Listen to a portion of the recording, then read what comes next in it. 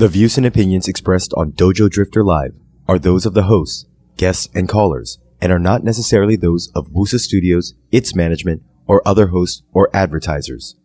The shows produced by Wusa Studios can promote any lifestyle, belief, religion, political affiliation, or other personal practice.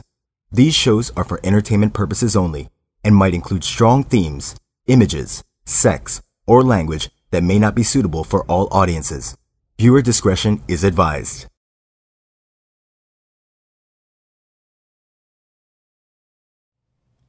We are live from Wusa Studios in guys. Pasig City, Yeah! Philippines. Yes, guys, this is Dojo Drifter Live, the first Only! MMA podcast here in Asia. Woo! What's up, guys? This is Gab. I'm Aji. Yes, I'm Got a Spanky. very energetic Yeah, Spanky man, we're for here to bring today's you show. the latest and hottest MMA headlines from around the globe and from right From here around the in the globe. Philippines. All right, so before we start, we'd like for you to call the show. Tell us what you have in mind. The numbers are there, 631-2264, and you can also tweet us at dojo_drifter, or we've also got Skype running right now. It's Wusa Studios. Just search it on Skype. Call us anytime. Let us know what you think and if you have any reactions to what we're talking about. So, yeah, this is Dojo Drifter Live again, and of course, we have the question of the day. Speaking of Twitter, tweet us what you think of the question of the day. Tweet us with your answers with the hashtag Dojo Drifter Live, or tweet us at Dojo_Drifter. Question of the day, guys. We just saw one of the most epic fights this weekend. And speaking of epic fights, more on the fight last weekend later. But speaking of epic fights, which fights do you think was a brawl as compared to the Hunt Silva fight? What to you It could is come the out most from any outfit. UFC, 1FC, whatever. You Yeah, are a lot of CC. stuff happened. Anywhere, There was anywhere and WSOF everywhere, last for week. sure. WSOF, exactly. So, which fight stood out to you, was memorable for you as a brawl, like away kalye Yeah, type your of favorite thing, one. you know? So yeah, more on the Hunt Street Big Fight Fighter. later. Yeah, Street Fighter style. So yeah, go tweet us Dojo_Drifter and Hashtag Dojo Drifter Live. yes, and call us 631-2264. Lines are open, guys. You What's can that again? tell us- 631-2264? Yes, Okay. 64. 64. Yes. Okay. And- Kala ko favorite number ni Oji. Malapit na dyan eh. Ayan, so just call us, you can say anything you want on air. +5. This is a podcast. Yes, sir. Yes. No holds barred. 64 All right. plus 5. Special number ni Oji. So, Okay. Yes. yes. Go! Okay. Ha! Alright, so we start the show as usual with the Dojo Drifter 5 rounds. Yeah, so guys, for those unfamiliar, these are the 5 of the biggest headlines for the past Oh, may week. sound effects na kami ha. Legit Yeah, to. man. Ayan. We have a Ring bell. bell. Hindi to ring bell. We Fire pulled alarm that to. off of the first We floor. pulled this out of Fire Tony alarm. Stark's Got it out. chest. Hope they don't miss it. See? He's dead now. He's the Alright. actor. He's dead now. He's dead. Alright. All right, guys, round So, number 1. Okay, so what's Yes. our first headline for the day? Round number Rashad Evans will welcome Daniel Cormier to light heavyweight 205. at UFC 170. So this is big news because Cormier is a heavyweight and finally he's going to move down He's to got light the heavy. weight, yeah. And Yeah, this will be a exactly. great fight between two well-rounded guys. What I do you think I think Daniel Cormier is just he was too small for a heavyweight. He's only 5'10" or whatever his height is. And I think it's just 205 is his natural weight class. But Yeah. my fear here is he's gonna look too much like Rashad. You know what I mean? Rashad is coming out Like of Yeah, it twins. was yeah. No, heavy. I mean seriously, like even No, in the but the body Yeah. and Yeah. everything, yeah. Rashad is ripped, but I'd like to see a Daniel Cormier in shape at 205. So, it's just in terms of fighting style, I think it's going to be too similar. Wrestling background, Yeah. and Daniel Cormier's striking is really crisp, as Yeah, exactly. As in that shown Frank Mir in fight. the Yeah, Frank- Yeah. Exactly. Yeah. But what I want to ask to you guys though, about this is that, Cormier is a beast in heavyweight, actually. He dominated Strikeforce. He was, in his last fight, you really saw as a how, wrestler also. Exactly. Yeah, As a as a wrestler, heavyweight. he's team captain of Team America when Yeah, he yeah. was during the time that he was a wrestler. So, at 205, there are always talks of strength speed. Yeah, speed. Whatever. Will he bring that same? I know what you're saying. Intensity. Same. He's always gonna bring that same intensity. Is he gonna bring that power that he had at Down heavyweight? to 205. Yeah, like how will the speed he had at heavyweight will that translate into power as a light heavyweight? You know what I mean? So, I know we'll see. Yeah, we'll see how the weight cut affects him. I wanted to throw it out there also that he's moving down to light heavyweight partially because he doesn't want to fight his teammate, the current champ, Cain Velasquez. So that's like a huge show of respect to his teammates. Actually, this has been an issue of sorts ever since he entered UFC. Everyone was saying at that time, the number one guy. Yeah, he'd be the number one guy to fight Cain, and his answer was simple. He was like, no. Technically, it was Cigano for the longest time. It was the number one guy, but after he lost a couple of times to Cain, and it's I know, man. I'm tearing up right here. Anyway, and it's unanimous that he's the number one cardio Cain, man. Talking about cardio, we'll talk about heavyweights later. But I think Daniel Cormier is a legit heavyweight who comes down to 205. I hope he stays at 205. Rashad took a similar path. If you guys remember it. Exactly. Coming from the Ultimate Fighter, but he was a heavyweight. He wasn't a big heavyweight. You know what I mean? He was like I say Brandon Vera, who enjoyed his burgers, enjoyed his ice cream. He could easily cut. His adobo. His adobo. But I don't think Rashad is Pinoy. But anyway, Rashad, amazing at 205. It's gonna be a scrap. I don't know, predictions for this fight. If it's gonna be a decision, I'm going with Cormier. But actually, I think in terms of teammates, I think a lot of the wrestling of Cain rubbed off, or it might be the other way around. But Cain's style, I think, rubbed off on Cormier as well with his grinding on the cage exactly. And I don't think Rashad would be able to control that. Has Cormier ever been knocked out? No. He's undefeated. He's undefeated. Has he ever shown signs of a weak chin? The last fight I saw with him and Josh Barnett at Strike Force, heavyweight Grand Prix, which he won. He took some shots, man. But this guy's just amazing. I mean, in terms of striking, you'd think he's a boxer. His hands are pretty crisp, but he comes from that wrestling background. But hey, I'm gonna throw this out there as my prediction: decision Cormier. Or it could, if it's going to be a finish, Cormier by knockout. Really? Cormier by knockout. Cormier by knockout. With Rashad's hand? Yes. I don't know, man. I say that Cormier really is... TKO. Okay, not knockout, TKO. His credentials are really way up there. And then... Yeah, Cormier is an elite given what he's achieved, and he hasn't lost at heavyweight. Yeah. He'd be a safe bet. The smarter bet, but I'm a huge Rashad fan. Especially with his performance against Shale, who's also his teammate, right? Yeah. So. I don't think Rashad will be able to out-wrestle Cormier. No way. If we pick Rashad unanimous, what fun would that be? So I'm going with Cormier. So just I'm going for Rashad. Anti-Rashad right now. Having said that, I mean, I think it's going to be Cormier. Okay. Cormier. Yeah. We'll have to purely see, based man. of technicality. We'll see. But speaking of, just to throw it out there, since we're on the topic of teammates, I mean, that's been an issue with Cormier and Cain. John Jones and Rashad. Machida and Anderson. No, but that's the thing. John Jones faced Rashad. Machida and Anderson. Never faced. No, ever Machida, faced. No, but Machida made it clear now because he dropped to 85. He's willing. He's willing to. If whether or not Anderson regains the title, he'll still be open to fighting. Yeah, Anderson. but he released a statement, then it became iffy again. It was like somewhere in the middle. Really? These Brazilians, come on. They never give you a definite answer. If Dana White throws you enough money and that's for the title, seriously, man, who's gonna pass up on that? But what's your deal with the teammates, man? You having fought really fought was active in combat sports. I don't like fighting teammates. Yeah, and that's in jiu-jitsu or judo. Because it kind of takes away from a victory or a loss. For sure. If you beat your teammate, parang wala, baka part of him didn't want to go all out on you. Yeah. And then if you lose to a teammate... Same with you, yeah, right? Baka part of you didn't want to go. So for me, it's kind of... I don't like it. But in terms of being professional... Yeah, you got to do it. Like, I'd fight him because we were paired against each other in the tournament. So you got to do it. Exactly. But at the end of the day is... If you guys... it's different in the jiu-jitsu competition. But if you're getting paid like these guys and tons of money, and it's at the end of the day, it's how to put food on the table for your family, future of your kids or whatnot. Man, as Frank Mir said, he said, if my grandmother was in my way for the heavyweight title, I would whoop her ass. He would seriously, man. That's how serious these guys are. Yeah. I think these teammates don't want to fight each other. Sorry, Lola.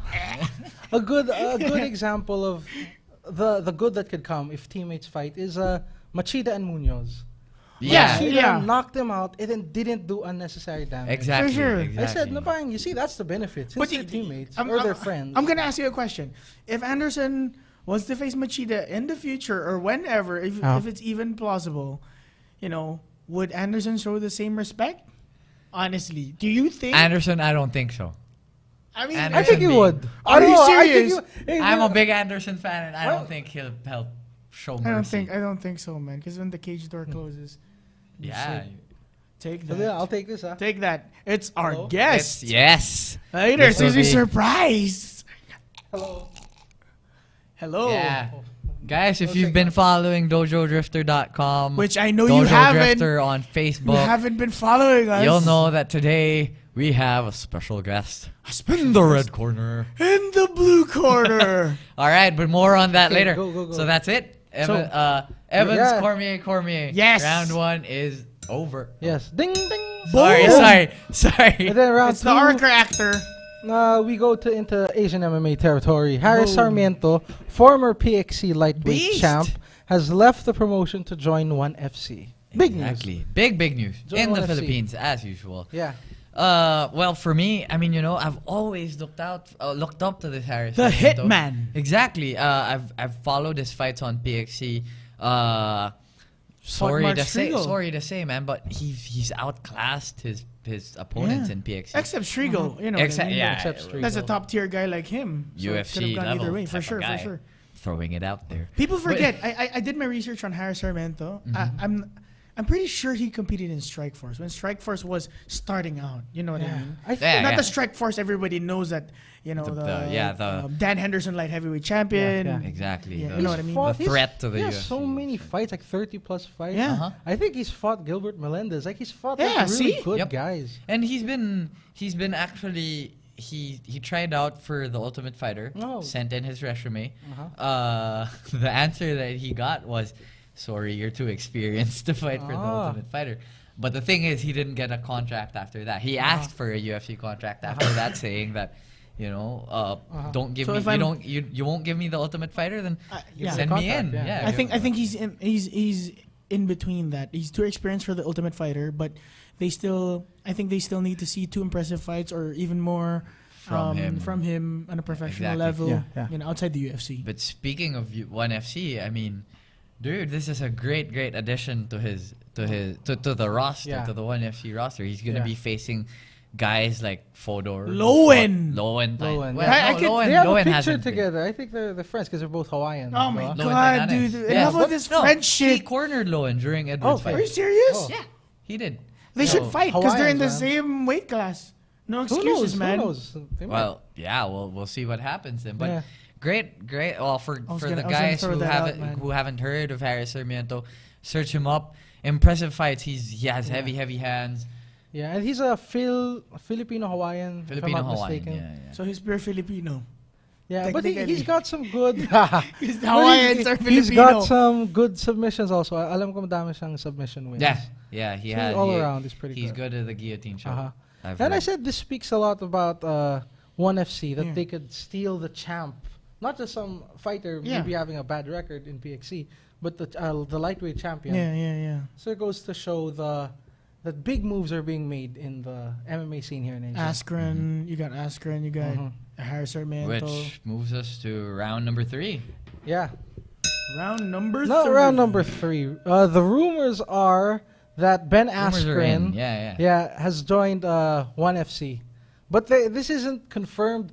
Yep. ang kinukulit niya yung mga ONE FC officials trying to get them to spill the beans. And then nope. They're like, nope, we're not gonna say it. I mean, if ONE FC ends the year with the acquisition of Askren, That would be sick. Damn, yeah, that would be sick. But the reason why I got this into the 5 rounds, I mean, we've already tackled this last week, actually. Yep. You know, that he signed for Evolve MMA. Yeah. But the thing is, Evolve MMA right is a now, camp. In Singapore, And of course, automatically, you associate rumors Evolve with ONE FC because most of their fighters are there. Singapore, Galani, sure. sorry, that's Eddie Nang, Shinya. Yoki All these is guys, there, all these top tier Asian guys. So you easily associate Evolve with ONE FC, and although as Gabs mentioned, I've talked to Victor about it. I've talked to Lauren about it, and they're not announcing. Shout out to those guys. They're not announcing anything. But if you follow Ben Askren on Twitter, a lot of UFC guys are questioning his move because he's like, why join ONE FC? ONE FC sucks, blah, blah, blah. No, because really? They say that? I'm sorry, I just forgot who it was exactly. And one fighter questioned Ben Askren about it, and he just answered with one quick reply. He actually burned them. Boom! All right? Guess who's in the building? All right. So, okay. Guess who's in the building? In the building, Boom! ladies and gentlemen. Who is here? They're removing their shit. My mind's melting. No problem. Just start now. This, oh! Yep. The studio's about to explode. We've got MMA Filipino legend Erwin Tagle. Yes. Good afternoon, guys. Solid. Sorry. It's all No, solid. no It's problem. all good. It's all good. Actually, We're sorry. We're just- early. See? I'm We apologizing. just started, so Erwin, welcome to Dojo Drifter Live. Are you We gonna cover scrap the this? hottest, We don't need the program. Oh man. the hottest MMA news in Asia right now. So there, Mr. Erwin Tagle, for all you guys who don't know him, Don't get is an starstruck. MMA fighter, PXC, URCC fighter, Yes. if I'm correct. He's also the associated with Submission Sports Philippines and Founder. Ultimate. You founded Submission Sports. Actually, it's actually there when I joined okay. Submission Sport. Solid. It's actually called Pasok Ang Labanan. Okay. And then during that time I was 16 years old, and then it's just like a private training group every Sundays. And then I suggested that it na i-public namin. I want to Take it share. mainstream. Yeah, take it to the next Yeah, level. for Kasi sure. parang secret lang eh. So they want to take advantage of the knowledge na wala pa nakakaalam para mas superior kayo. And with the explosion of MMA right Yes. now. That was more than 10 years ago. No. Yeah. So after siguro mga a few months, ginawa namin, I opened parang open training sa bahay namin sa Okay. White Lakes. First summer parang workshop open to the public, and yung response was amazing. Mga almost 100 kami sa bahay na nagulat na yung mom ko. People from Lasal, Xavier, San Agustin, and Ateneo. Lahat nagsama-sama doon sa bahay. Okay. And then later on, siguro, yung mom ko kasi gulo na sa bahay lagi. Sabi niya, you have to move somewhere. So, nagtayo kami ng gym, paiba-iba. And then, yung word na Pasok Ang Labanan was not accepted before. Kasi, we changed the name when we started going to high schools. So, nung nagturo kami sa Lasal Green Hills, sabi nila, we don't want the word Pasok Ang Labanan. Yeah, that sounds Ayaw nila. violent. Sabi nila, it's parang Has a bad gang. connotation. Yeah, So, yeah. sabi namin, it's just the Tagalog meaning of submission fighting. Yeah. Can we just use submission fighting? Sabi nila, we don't want the word fighting. Eh, pag nadapa nga yung student, dinidemanda na yung school. Yeah. What more kung For sure. sasali na sa submission fighting. For sure. Okay, So, sobrang spontaneous. Sabi ko, it's a sport. So, can we call it submission sport? Okay. So, ever since, it was submission sport. So na-sensor pa pala yung mga pangalan. Yeah, they had a ton of editing. Hindi kasi, in this industry, lalo na yung MMA, ang hirap ibenta. So, ang hirap ibenta sa society, ang hirap ibenta sa advertisers, ang hirap ibenta sa parents. So, we have to adjust, we have to adapt kung anong kailangan nila, anong gusto nila. And then, ganun, bigay natin. It's like always, if you're into MMA, people always think that, you know, the difference in generation also will always say na it's human cockfighting. Yes. That's why that's why the hardest hurdle now for the UFC is to get it approved in New York, which is a big market. Yeah. And that's the problem with people who are uneducated about the sport. I mean, like Erwin here is a professional. These guys are highly trained athletes. Yeah. And it's Yes, you know, exactly. given the facts, Dana White has said it time and time again. Like, how many deaths happen in boxing? And boxing's been there since time and and right now, the UFC, MMA, what Erwin's doing. Man, more power to you. You know what I mean? It's just you educate the public. I just love it. I just love it. Sana more power. Mabuhay. Yes, syempre, sabi ko nga, it's been a decade. Yeah. Talagang binebenta namin to ever since. Maraming times na may tinayo akong gym sa West Ave, nagsara. May mga tinayo akong gym sa iba, sa bahay, sa Rena, sa Green Hills, sa Pinnacle. Nagsasara lahat. So, may mali. So, it's hard to sell MMA nga, lalo na martial arts. It's not for everyone. Pero yung approach namin dito sa gym namin ngayon, it's called Ultimate Fitness. It's for everyone. It's a necessity. I've been there. Yeah, so yung martial arts kasi, it's all about killing. Yes. Any jiu-jitsu, Muay Thai, lahat yan ginawa during World War. Kasi it's out of need. Combat, So, syempre, karate, naging sport, naging Olympic sport, hindi na for killing. It's for point system na. So, jiu-jitsu, for killing, naging judo, naging sport na siya. The background of it, you know what I mean? The roots of it may come for from... combat. For combat. Literally just to defend yourself or to kill someone. Yes. But right now, it's evolved so much. Naging sport. It's a martial sport. Exactly. So, eventually, lahat ng martial arts, magiging sport siya. Kung hindi, magiging traditional parang Aikido, parang ano lang siya. Wushu. Wala na forms na lang. Hindi mo siya mapapractice. Yeah, and I think... we'll get into a Steven Seagal debate here. Baka makita tayo. 7th-degree black belt in jiu-jitsu yun, di ba? I taught Anderson that. I taught him that. So, keep dreaming na lang siya pa. We'll see. So, kamusta naman sir yung Ultimate Fitness ngayon? Ultimate Fitness, masaya siya. Yung environment niya, hindi yung nakakatakot, nakaka-intimidate. Hindi ko nga maraming chicks dun. Naisipin ko kasi ako, kunwari, like, let's say I'll enter Ultimate Fitness. Like, oh man, Erwin Tagley's gym. Super noob ako. Shit, paano to? Di ba parang ma-intimidate ka kaagad eh. So, pag tutur ko kayo sa Ultimate Fitness, we used different kinds of martial arts and use it as a workout. Not for killing, not for fighting. It's fitness. For fitness. So, eventually, pag gusto nila, they want to go deeper to some martial arts, they can attend special martial classes. Arts. Let's say we have different martial arts. And all those martial arts have different physical requirement. Like jiu-jitsu, more on isometric workout. Muay Thai, more on anaerobic workout. So, and so on. Boxing as iba. Wrestling, iba rin. Yes. So if you combine all this together, it's called mixed martial arts. And siya yung the apex of yung everything. demand ng cardio and physical requirement, mas siya yung pinaka-demanding. Siya yung pinaka-challenging.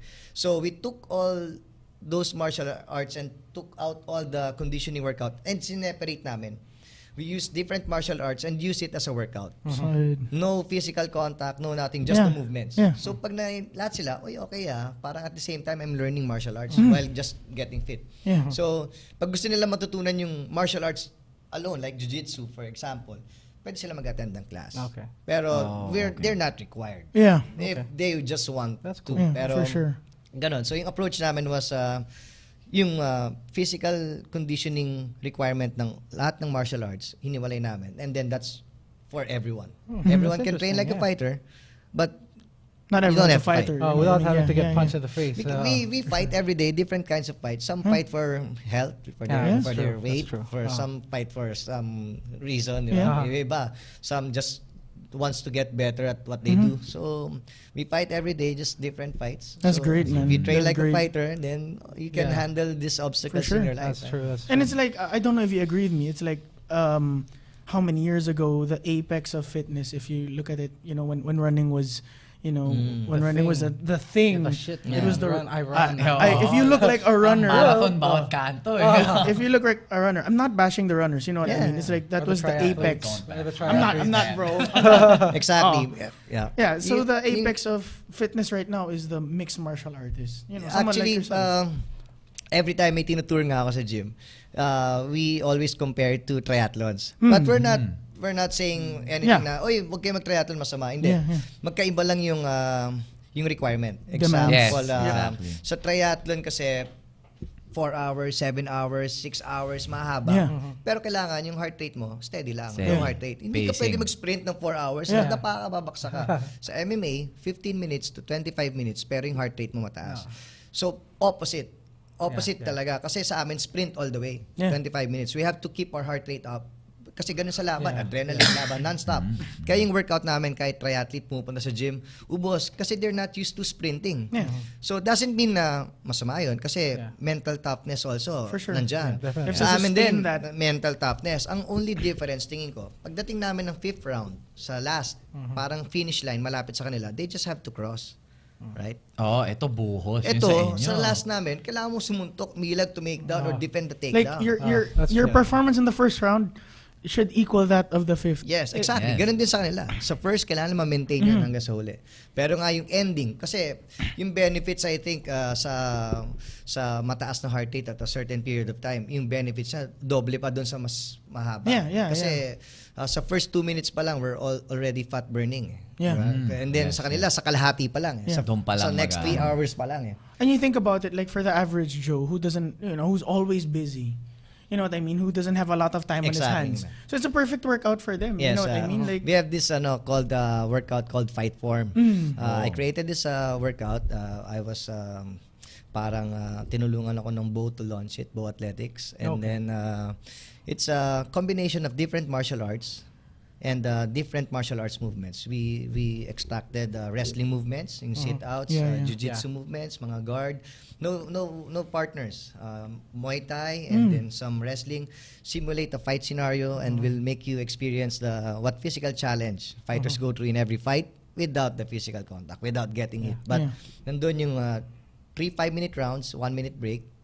May movements kayong ginagawa, parang simulation ng fight. And then yun ang ginagamit nila Jeff Eigenman for 2 months, 3 months, 100 days, 30 pounds. Wow. Kaya nila. Guaranteed yun. Marami sa amin. Let's do it. Marami kami before and after pictures. Talagang lalo na holiday season, upcoming holiday season. May result siya talaga. So parang gusto ko nga sabihin sa mga partners namin na money back guarantee. Gawin natin. Because you believe so much in the system. Sobrang, you know what I mean? Sobrang effective siya. Sobrang nag-work talaga siya. You don't have to stay at the gym and run for 2 hours. Yeah, exactly. Kailangan tamang program, as short as 25 minutes, total body workout. Ang key lang is consistency. You can do it once a week. It's a lifestyle. It's a lifestyle. Ultimate Fitness, it's not just going to the gym, it's a lifestyle. This is fun. For sure. Hindi ito yung yun nga, tatakbo ka lang. Hindi boring siya. Boring. I'd like to touch on a point like what he said. Like, MMA fighters right now, UFC, wherever you come from, mixed martial artists in general, you are right that the demands of the body, there is so much that these guys are the most conditioned athletes. I can say they're the most conditioned athletes on the planet. Yeah. Because tama ka, like, start ng bell, you're trying to knock his head off. He's trying to knock your head off at the same time. Even before the bell starts, adrenaline mo nandun. You have to be composed. You have to That's why there's an adrenaline dump. Ngayon nga, syempre, as dati, technique. It's the training surrounding the technique. Then, paano ba yung, every time may visitors kami from UFC fighters, I always ask, hindi na yung technique Pare-parehas, conditioning workout. Paano ba yung conditioning workout nyo? Paano ba yung conditioning program nyo? Do you run every day? Iba-iba. Si Mike Swick, aka and Korean Top Team, hindi sila tumatakbo sa umaga. They start training at 1 p.m. So that their bodies... 1 p.m. Tapos gabi, magte-training sila ulit. Tapos, syempre, late na sila natatapos. So, morning rest na sila. 1 p.m. Iba naman, traditional, they still run 6 a.m. and then pahinga din 1 p.m. ulit. Tapos wala nang gabi. So baliktad Iba, sila Mike Swick sabi niya, I don't understand why people run in the morning. Fight naman sa gabi. Totoo. Exactly. Tito Ortiz did that for the longest time. He would simulate the closer to the fight, which happens at night. So he trains at around 12. So yung Hawaiian Top Team, kausap ko sila Harry Sarmiento, sila Smolka. Grabe yung conditioning workout nila. Sabi lang ni Smolka, sa 3 months to 6 months training na, wala silang ginawa kundi cardio workout. Wow. Cardio workout. Na only time nagte-technique sila pag nag-weight cut na lang siya. Kasi it all boils down to conditioning. Sabi nga, so na-realize ko, tama. Pag lumalabang ka, yung importante yung crunch time Yung pagod na pagod ka na, last that you can round, push, you have that extra gear. Anong gagawin mo? Diba? Kasi who are you going to pagod call? training, you have to get used to the situation na yung ubus na ubus ka na. Get comfortable tsaka with ka pa lang uncomfortable. So, ang ginagawa nila, wrestling, all conditioning, mga 1 hour and a half ng warm-up and drills and conditioning. Yung last 30 minutes, yun yung sparring. Pag kailan ka ubos, maraming benefits. Una, safe sa partner. Kasi ubos ka na eh. Wala na eh. Kahit na sabihin namin, full power mo yan. Tapos malaki yung gloves. Is it Safe more ka of na. mental? Yes. More of mental on toughness, mental diba? toughness, gameness. Yeah. Kung what will you do in that kind of situation. So, you have to get used to that. Para pagdating doon, sanay ka na. Yeah. Diba? Kasi first round, lahat malakas eh. Train hard, fight easy. Second round, yan na medyo. Third round, yung ubos na ubos. Yeah. Anong gagawin mo ngayon? Ito yung ginagawa natin sa gym. Anong gagawin mo ngayon? Last round, pagod na pagod ka, pagod siya, finals, championship.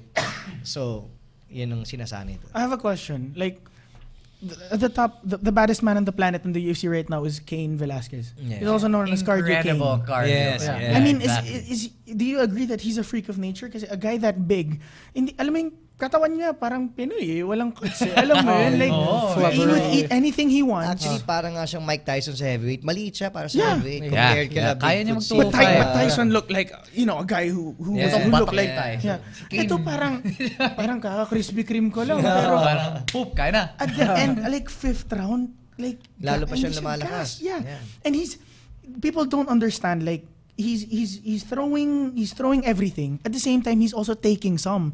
And people don't understand that takes a lot out of you when you absorb, punishment. Iba yung ano eh. Iba yung It's crazy. It's Iba just yung crazy for anaerobic workout and isometric workout eh. Alam mo yung isometric when you hold something. Yeah, for a long time. Tapos iba yung muscle, iba yung muscle na gumagana doon. More on development ng tendons yan eh. Yung nagdidikit sa muscle and bones. Yeah. So sa MMA, lalo na sa wrestlers, Randy Couture, GSP, Cain Velasquez, after punching, takedown, isometric control, tatayo ka ulit, susunta ka ulit. Iba yun eh. Yung grind kasi. Iba yung conditioning requirement noon. So, Cain Velasquez, for a heavyweight, that's a freak of nature, honestly. Siya na talaga yung super like guys like cardio Michael machine. Bisping, he has a resting heart rate of 33 daw. While I mean, that's unheard of. Sometimes these guys are just freaks of nature, and like Erwin said, I think we can credit that to conditioning. So, any of you guys out there who want to be fighters, conditioning. It's not about technique kasama na, but discipline and consistency. For sure. If you run 10K every day, diba? Yung mga Muay Thai fighters, 10K every morning yan. Kaya yung sa gym namin, 10K every day. wow. Lahat sila, lahat ng mga lumaban sa amin, not 5K, not 4K or 8K, 10K every day. Every day yun. You don't need a car. And then after ng run, I'm going to the gym. Weights, pads, or next day, wrestling, grappling sila. Every day yun. After they run ng 10K, training sila ng weights or grappling. Man, that's life of a fighter. You think it's easy? You know what I mean? These guys get the spotlight. But it's by far it's not actually easy. Kasi syempre we need yung continuity. Kailangan namin ng mga bagong fighters. So every time na lumalapit sa amin, I wanna be a fighter. Wala kaming budget. Sige, as long as sisipot ka sa training, gawin mo lahat to. Pwede, akong bahala. Hilig ko yan, lalo na pag mas bata. Maraming sumubok. After 1 week, hindi hirap, di na namin kaya. Wala pang sparring yun. Grabe. Wala pang sparring So yun. it really takes something. Conditioning workout lang. Iba kung doon bumibigay ka na, minsan yung more? tuhod, masakit pa. Yung iba nga, di ba, kaya. So it's more on mental na rin eh. Yeah. So speaking of since we're talking about fighters, ikaw ba, you have any future plans of Gusto fighting ko sana, lalo na next year. Dapat nga this year. Kaso lang, after my fight last November, wala na akong rest. Tuloy-tuloy, non-stop. Sobrang busy. Actually, yung fight ko sa November, dapat kinancel ko yun eh. Kasi ang laban namin ni Ali Kali was supposed to be September. Okay. Then kinancel dahil na-injured daw. Sabi ko, kila Calvo, sabi ko, EJ, hindi ako pwede. Kasi we're putting up the gym in Metro Walk. For sure. Yeah. So, can we just put Eugene? Sabi ko, siya naman yung deserving. Tokero. Ayaw nila, hindi pwede. Maraming reasons, maraming excuses. Sabi ni EJ, let me convince you once again kasi yung sponsors nandiyan na, Araneta, they're expecting you and you know, daming sinasabi. So, syempre, on my part, medyo in-underestimate ko rin na, sige, pwede, boxer lang yan eh. Baka I can do this and do this and that, diba? But you were in shape. I mean, talagang busy lang. I felt that time na I was in shape.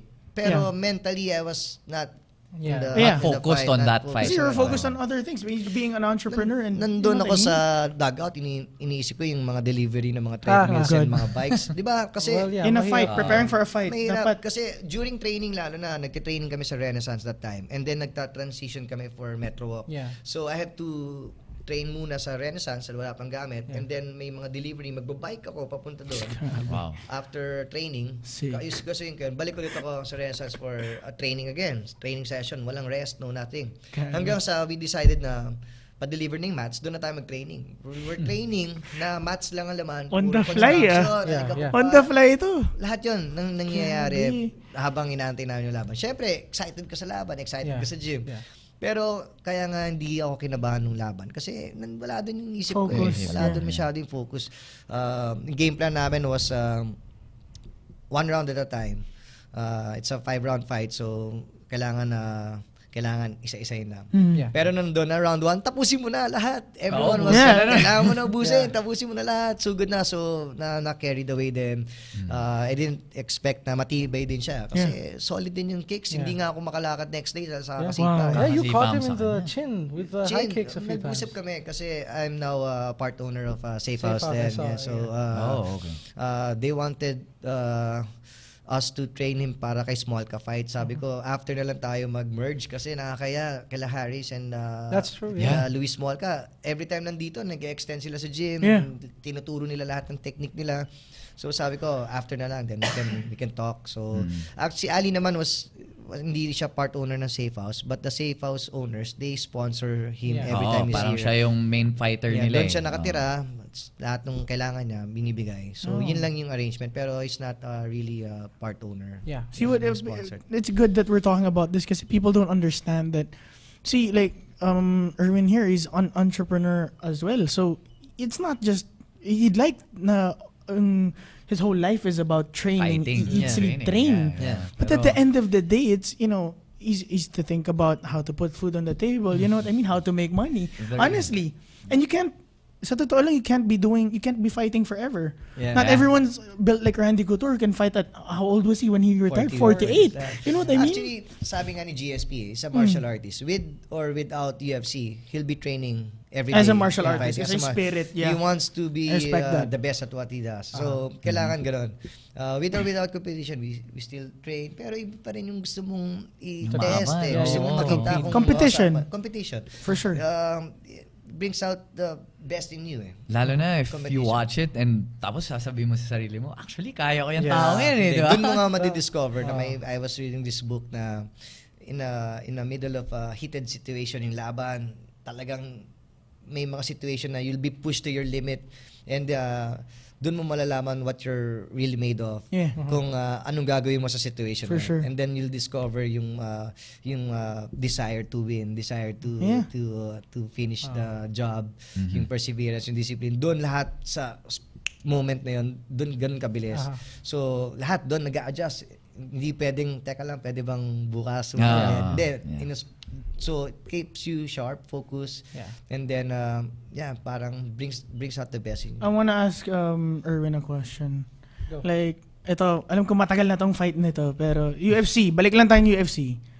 Talking about GSP, kasi you mentioned GSP a couple of times. Hindi ka pa rin over? Hindi, over na ako. Well, hindi pa, pero Hendrix ganito. Fight ba to? Yung kay Hendrix, what do you think about that? Okay, ikaw, honestly. Technicalities, sabihin natin by point system. Sige, by slight margin, panalo si GSP. Okay. Look on paper, GSP. It's a fight. Yeah. It's a fight. Walang scorecard, wala lahat. Naglaban sila. Panalo si Hendrix. Damage, everything, lahat. Suntukan yan or fight yan. Ito, walang judges, wala lahat. Titingnan mo lang, bata, panoorin mo. Sino nalo? Sabihin si Pero if you go to technicalities, exactly.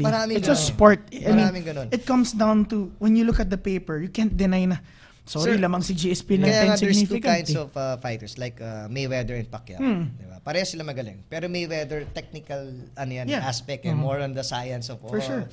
Sweet science of boxing. Sa Pacquiao, fight. Bring it. Like yung fight ni JJ Eustaquio and Eugene. Pacquiao and Mayweather. Eugene wants to engage.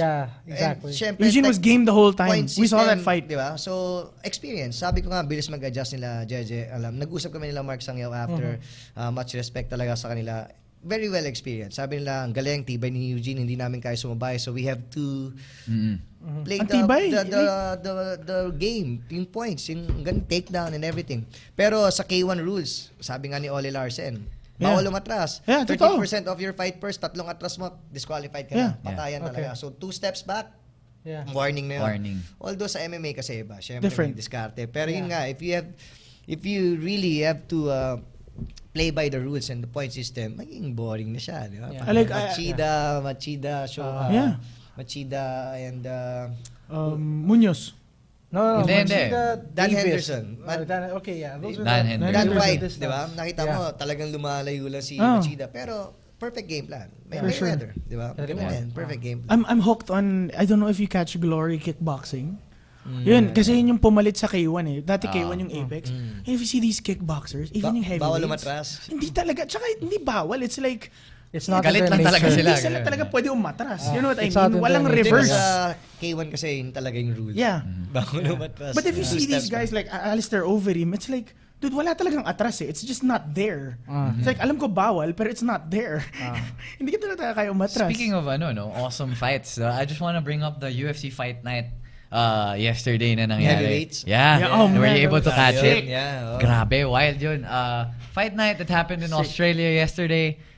Saturday. Philippine time. Saturday Parang Rocky 4. Yes. Man. Solid yun. The main card of the night was Bigfoot Silva and Mark Hunt. 5 rounds. Grabe. Suntukan lang talaga sila. Yeah. But as a fighter, kasi we saw Mark Hunt and yun nga and Bigfoot exchanging throughout those 5 rounds. Bigfoot fell from Mark Hunt right straight. Anong feeling nun? Yung na-knockout ka na, pero parang yung sample, sir. Ito, okay. Actually, di ba? Parang may malay ka pa ba? Like, how did Bigfoot do it, in other words? Hard training pays off. Every time na, lalo na pag tinatama ka, yung recovery mo mas mabilis. Totoo, lalo na if you run 10K, lalo yung mga wrestlers, yung persevere. Sometimes, pag tumatakbo ka ng ganun katagal, minsan gusto mo na mag-collapse. Pero yung something in you that I see these guys train. It's like they're not afraid to puke. You know what I mean? It's like, I'll stop. Actually, they're not afraid, pero hindi naman nila gusto normal. I'll puke, but I'm still gonna go. You know what I mean? Exactly. Yeah. Hey, I have a question naman. You posted that you had your team had 20 fights. Yes, you actually 21 pala. 21. What was your record? Like 16 and 4? 21 fights, 16 and 4. Nice. Yes. Wow. Yes. That's a big thing for like your whole team. Yeah, kasi nga after Congrats my to Submission Sports. After my fight last November, every time you fight, it's either you win or you learn. So, that's true. Syempre, every time na may mga competition na ganyan, we get we get the chance to talk to other fighters from abroad, from Hawaii. And then we learn from them also. So may ginawa kaming system sa team namin na we train like the national team, pero MMA style. Hindi lang solid. Kasi ang wrestling meron silang way of training the national team eh. Ang Muay Thai meron din sa sariling style. So ang Hawaiian top team sila Harris Armento, they have their own style. MMA talaga. So yun ang ginagawa namin. We in-adopt namin yung style ni Coach Bullet, SEA Games gold medalist natin sa SEA Games, and in-adopt din namin yung national team. Then, every other day, pinagsasama namin sila. So, ang schedule ng fighters namin, every day, 6 a.m., they run 10K. 1 p.m., fighters training, MWF wrestling, and Tuesday, Thursday, more on MMA. Saturday, sparring, hard sparring, Tuesday and Saturday. Wow. So, every 6 a.m., 1 p.m., and 9 p.m. Yung 9 p.m. more on pads na lang to loosen up. Yeah. Okay, are you looking forward to anything in next year? Do you already have plans? What's next for Submission Sports? What's the future for Erwin Tagle? Medyo madami. Matagal na to. We created this amateur league. It's called the Philippine Submission Sport League. Siyempre, bago ka mag-pro, kailangan mo muna mag-amateur. Diba? Pero, bago ka mag-pro, kailangan, not from the amateur, may isa pa. We call this the developmental stage. Parang PPL. Parang D-League ng NBA. Yes, hindi pwede namang amateur, diretso ka na sa pro. Halimbawa, nagtitraining ka, lumabang ka ng amateur, diretso kang 1FC. Solid kawawa ka doon. So, may ginawa kaming nationwide tour, Submission Sport League, may process siya. Kasi I've been doing qualifiers for PXC and King of the Cage. So I decided na gawa tayong sarili para for everyone. Not just for King of the Cage, not just for PXC, but for everyone, for URCC, for 1FC, for everyone. So I created this league. 3 minutes, 3 rounds, elbow pads. Kung walang elbow pads, no elbow, mas malaki yung MMA gloves. 3 minutes, 3 rounds. And it's for everyone. It's for the fighters, it's for the coaches, it's for the fans.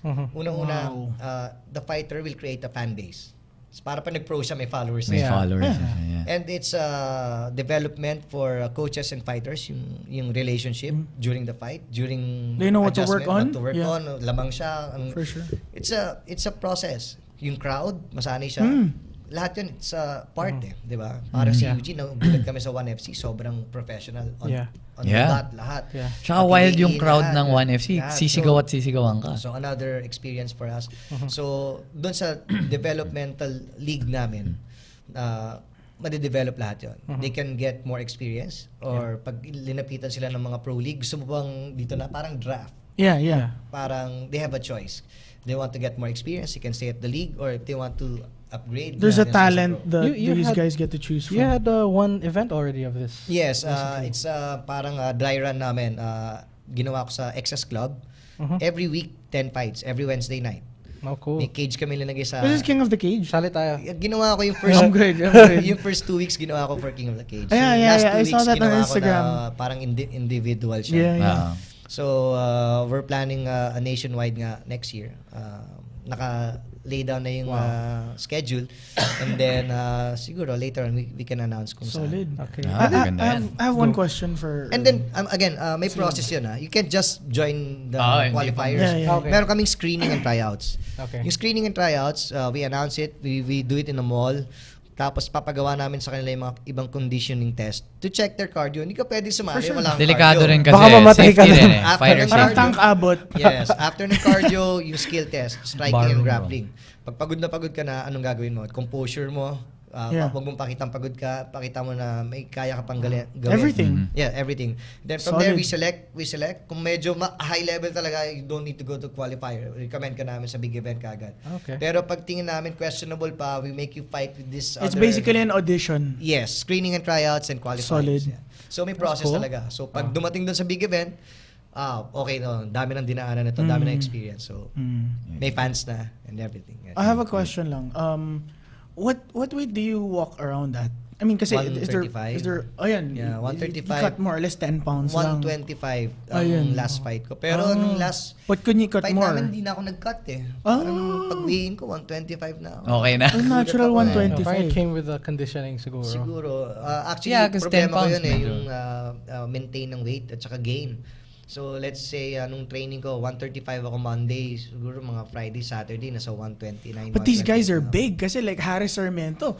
People don't know that they fight at 155. Yes. That's when they weigh in. Yes. Before that, they're like 170, 180. Yeah, 160 siguro si yun, Harris ganun. Sarmiento.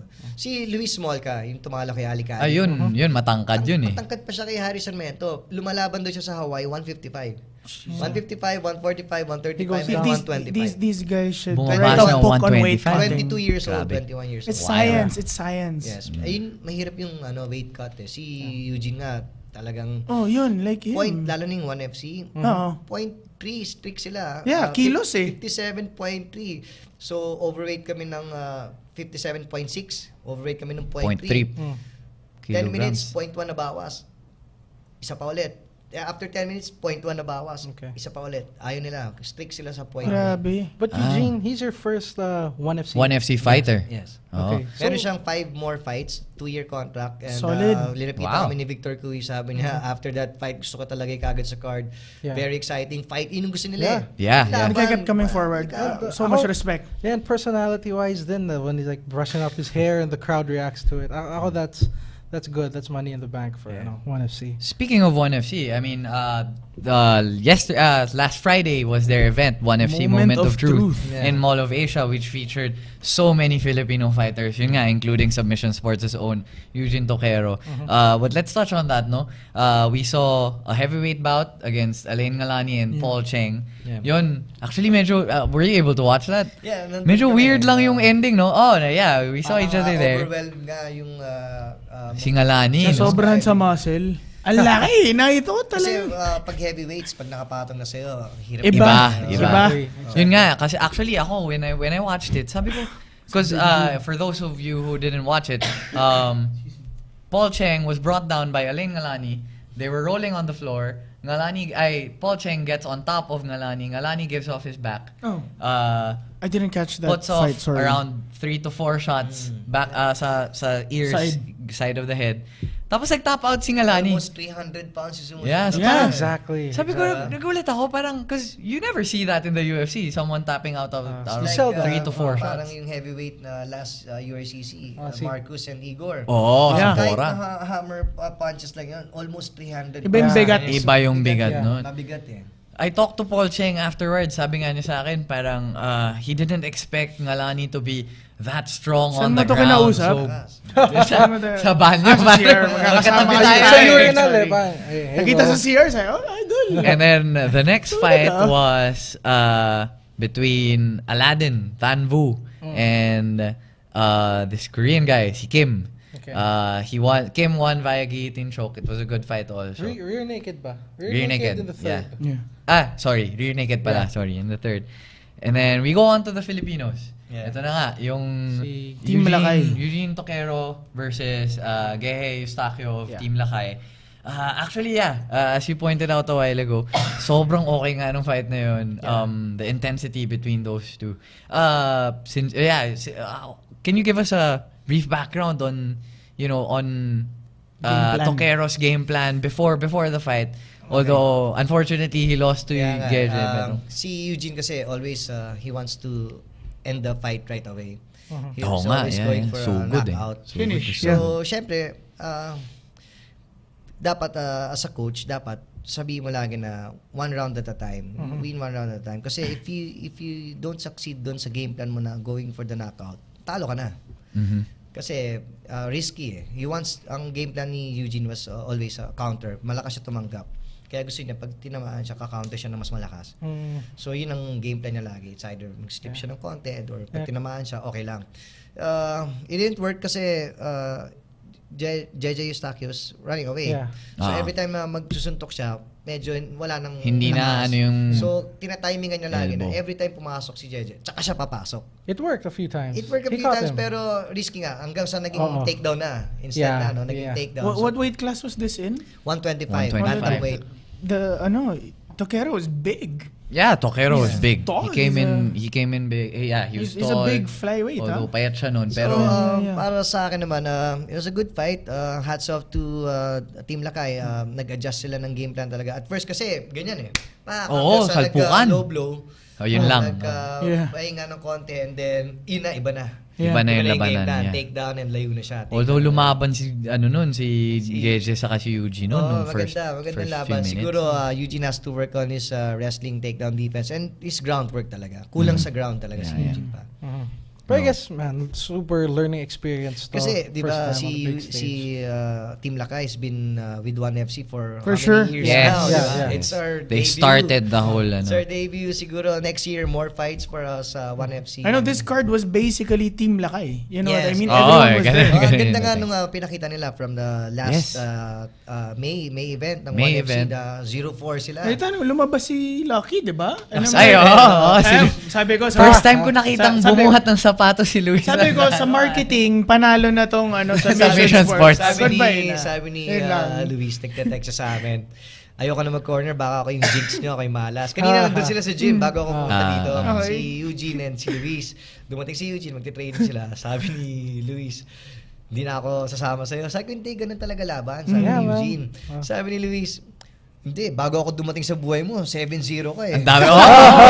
Hindi, pero si Luis nga, ang plan namin, pag nanalo si Eugene, siya yung magiging translator. Maganda yun. Kasi sabi nga ni Eugene, actually, panalo na ako bago pa lang lumaban. Kasi swerte nga kami. Si Luis na feel bad talaga siya. Yeah. Na parang feeling na malas siya or ganito. Sabi ko, hindi, part of the game. Part of the game. Okay lang yun. But honestly, I mean, it comes down to, sisikat na rin yung sikat na yung submission sports, but mas lalo sisikat yan kasi honestly, dude, come on, like Mayweather, he did something similar. He came out with Justin Bieber. There's no relation. Ay pare, Manny Pacquiao, Undertaker. Oh, yun, that's so stupid. You know what I mean? Ang gusto ni Luis dito, parang siya rin yung Steven Seagal. I thought him Mag-shades na yan. Okay yun. Tama kami ng tama. Dami siyang plan. Actually, overkill na nga kasi andun yung ibang friends namin. Sila Richard Gutierrez was there, Jeff Eigenman was there. Nakita na si Luis, parang overkill na kung kasi 1FC asked us kung sino gusto mag-entourage kay Eugene. So tinanong ko si Eugene, gusto mo ba lahat? Wag na, mahahassle pa yung mga kasama natin. Aalis pa sa upuan. Sabi ko si Luis nandun na sa baba. Sige, pwede na si Luis. Wow. I have a question though. Since you know Harris then, and then both Harris and Eugene came from PXC into 1FC. So what's happening? Is there a wave now? People moving into 1FC? Harris talagang hindi siya happy sa PXC. Okay. So ayaw niya eh. Hindi ko alam kung politics. Bakit. Ewan ko, siguro parang he feels na parang for Guam guys lang yung PXC na parang it's a setup for the Guam people. Kasi champion siya, natalo siya kay Baby Joe, decision, gusto niya ng rematch, hindi binigay sa kanya, gusto niya lumaban dito sa Pilipinas, ayaw, gusto siyang palabanin sa Guam. Mas gusto niya dito, may girlfriend kasi siya dito eh. Kaya pala. Okay. So, now we know. Ngayon, parang inaano siya, parang tinatanggal sa kanya yung privilege na pumunta sa Pilipinas, sa iba na lang, yung belt. So, But I have a question. Like you, Harris, man, to all of these guys, even for the guys in Team Lakay, what is the ultimate goal? Is it still the UFC? I'm just asking. Of course. Siyempre. Pero Super Bowl of...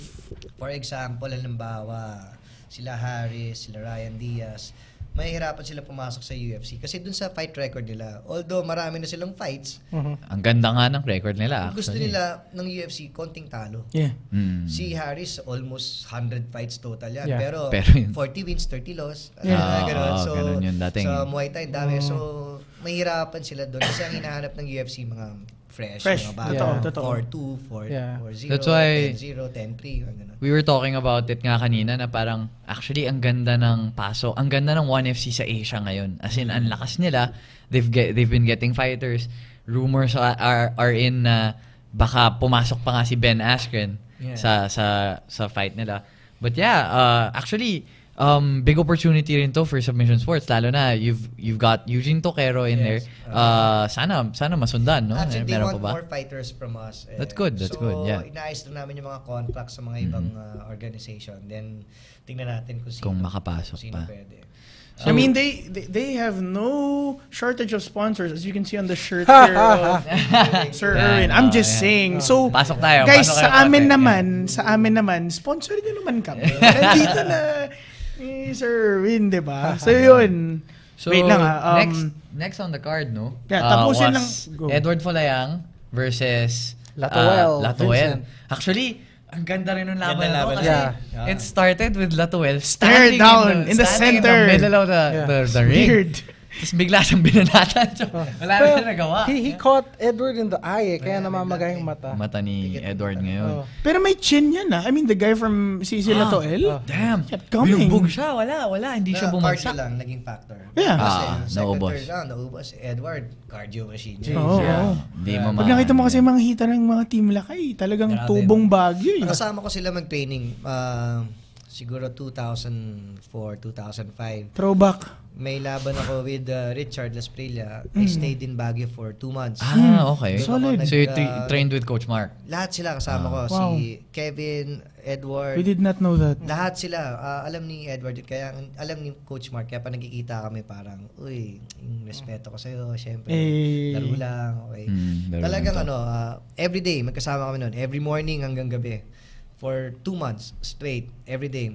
Wala silang ground at that time. Ako nagtuturo ng ground. Okay. Tapos, stand-up conditioning kanila. Iba yung, syempre, ang dami ko natutunan kay Mark. Si Mark, kaya siya yung pinaka-advantage ng Team Lakay. Kasi ang tinuturo niyang system doon is based from China. Okay. So si Mark Sangyao, pag nagtitraining sa China, Wushu national team, dinadala niya doon. So yung training nila pang national team. Si Edward, pinadala sa China to train. Pagbalik niya doon, may iba silang ginagawa. Sila, squats sa track oval. Okay. Tapos mag-sprint yun, isang ikot. 10 sets. Kaya ganun yung hita. Walang tigil. Actually, kahoy hita. So, walang tubig, walang tigil, 10 sets na gano'n. So, puro hardcore yung training. One time, nag-training kami ni Coach Mark sa Maharlika. Ngayon, ganda na ng mga gym nila. Sa Maharlika kami. Big time. Tapos, dito ko na, syempre, 2005, that time, wala pa ako masyado sa cardio, sa conditioning training, more on technique. Yeah. So, may pinagawa sila sa amin, tapos na yung training, pinag-squat kami. Hold lang. Hold lang. Siguro mga 10 minutes yun. 5 minutes siguro. Felt like 2 hours. Sobrang tagal, nanginginig na lahat. So, nakapikit kami lahat. So, feeling ko, baka ako lang to. So, pagsilip mo. Ko sila, lahat sila na gano'n pa rin. Nagsasalita si Mark, parang, sige, another 10 minutes. Parang yoga dating, ano? So, chinek ko ulit sila, nandun pa rin sila. Ako lang yung nagsishake lahat. So, hanggang ngayon, ginagawa namin to sa Ultimate Fitness. Wow. Wild. It's so wild. In-explain niya after kung para saan yun. Sabi niya, ito na-develop yung mental toughness. Dito na-develop yung endurance. Iba yung stamina and cardio, iba yung endurance. Endurance is how... Yung threshold.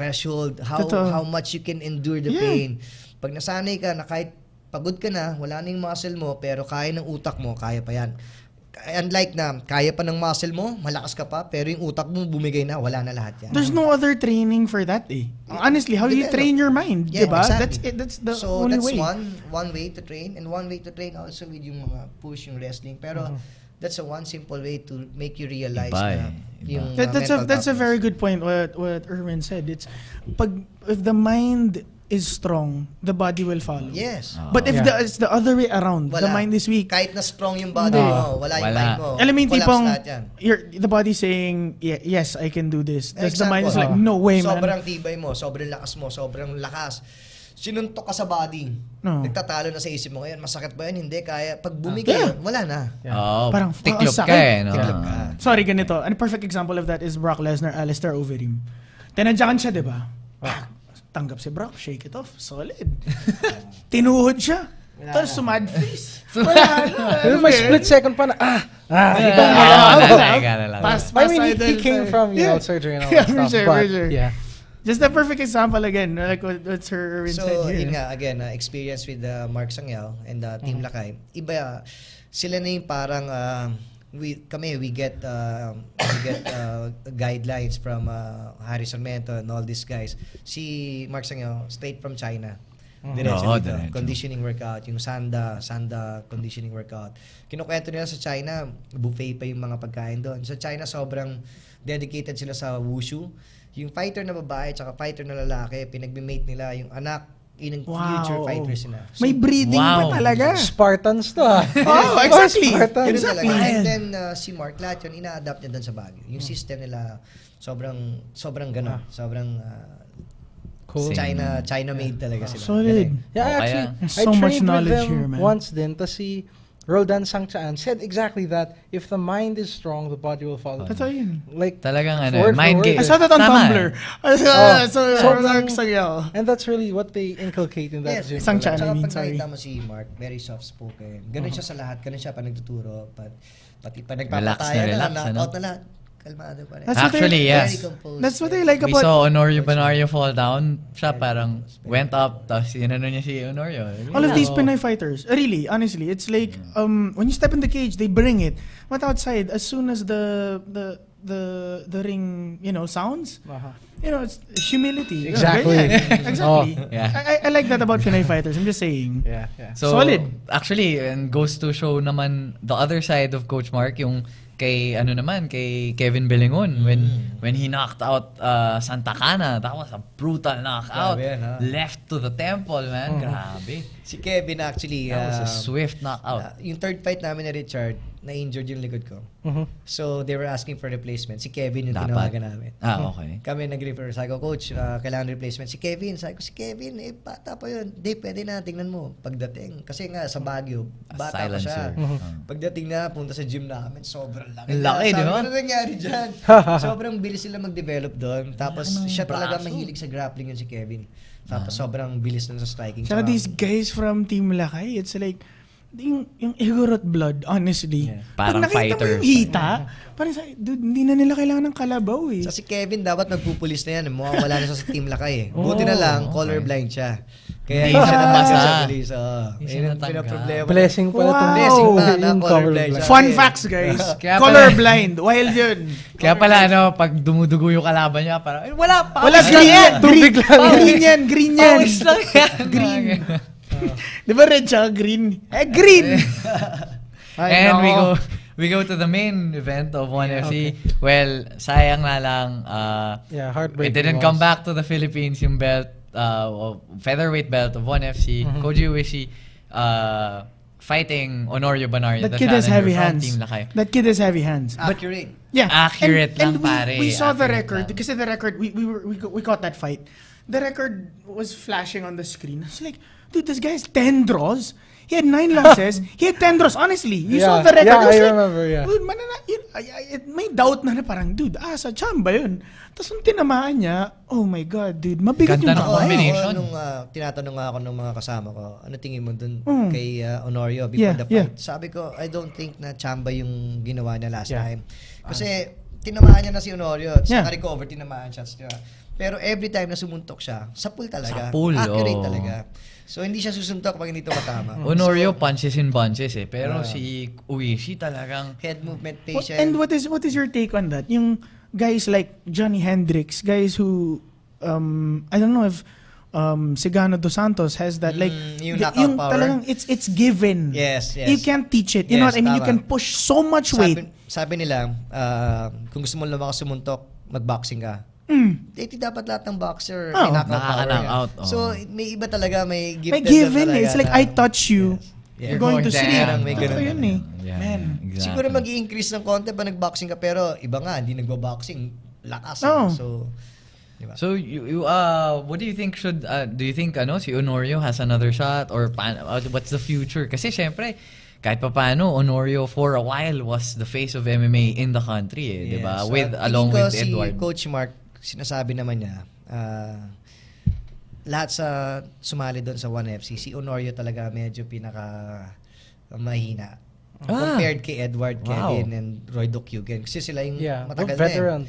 Meron pang mas veteran doon, si Mark Ediva. Pinsan ni Edward Fulayang. SEA Games gold medalist natin yun. Nagpo-focus pa sila sa SEA Games. Kaya hindi pa siya Pinapasok. pro MMA. Pero pag nag-pro MMA yun yung mas Bato sobrang nila. yun.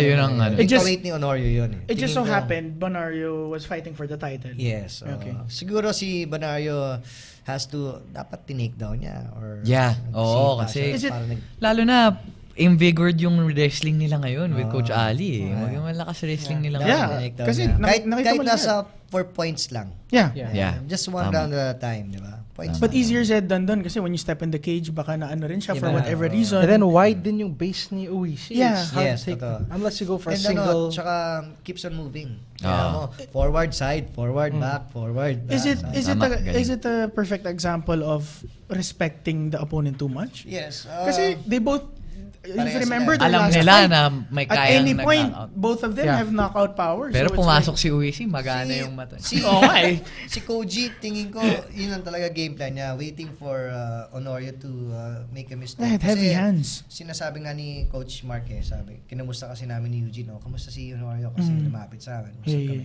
Sabi niya, malakas kasi yung kanan, kaliwa. Kaliwa Mas ni malakas yung Uishi. kaliwa ni Uishi, so si Honorio is trying to move Move to the right. to the left. Ah, para to the- iwasan yeah. yung, Yung power left hand. ni yung ano. power hand. So, isang mali lang daw kasi nga ginagawa ni Koji, fake side, forward, side. Pak. So, pag forward, pag sumuntok to, biglang uurong, tapos hindi na makakaurong si Yeah. Honorio, tsaka siya babatuhan ng kaliwa Kaliwa. ni Oishi. So, patient lang talaga. Sabi rin nung round 1, di ba, nagbubu yung mga tao. Nadala daw si Honorio na nasa kailangan niya sumugod. Exactly. Sabi ni Mark, huwag kang magpadala. Siya nga hindi nagpapadala. Kasi yung simpleng movement na ganyan, tinitignan mo yung distance and yung reaction ng kalaban mo. If I move to the right, anong gagawin mo? Left pa. It's a chess pero match. lahat yung mabilis. Like I said, mabilis nga yung adjustment sa game plan, yung transition and everything. Lahat doon. How you react. So you have to stay focused and sharp. Sure. Pag nagpadala ka sa audience, isang mali, banata ka na. It's like what Anderson Silva does. Yung papalakpakan ka niya na, come on! Pero style niya yun. Bring it. Yeah, exactly. Parang Roy Jones. Yan, Kasi nagpasundok kasi counter-puncher siya. So, open talaga ni mukha. Para pag tinarget mo yung face, mukha wala sa target siya. Roy Jones style. Ang naalala ko sa Pride, sabi niya, I'm the Roy Jones of MMA. Kaya yung style niya, binababa niya, ulo niya, pasundok siya, banat siya. But then, at the end of the day, if you think about it, kung ikaw si Chris Weidman or anyone against... Yan ang nangyari. No, at the end of the day, honestly, it's like, kung ginaganon ako, parang, dude, seryoso. Maiinis ka talaga, pare. That's gonna affect you. Effective siya. Hindi siya nagpa-intimidate si Weidman. Yeah. Like what Erwin said na, yun nga, na huwag ka magpadala. Yeah. But it's pretty hard if you think about it. In Manila, title fight main event, the pressure was just so much. We go back to what we talked about a while ago na kailangan yung conditioning sa utak na rin. Kasama yan. Parang yung laban ni Adrian at saka ni Ali. Sabi ko, no pressure no pressure to. Kasi alam ko, grabe yung pressure. Yung tension, between pero sa amin wala naman talagang pressure. Pero yung sa ibang, ganito, hype lang talaga. So sabihin ko kay Adrian, no pressure. Kasi si Adrian has been out for almost ilang years na rin sa laban. Dahil every time malapit ng laban, nai-injured siya. Basag yung ilong, basag yung ribs. So napopospone yung laban. It happens, Minsan, na yun kasama na sa kaba, alam mo na yun. Nag-excuse. So, nung bago sila lumaban ni Ali, na-injured yung tuhod.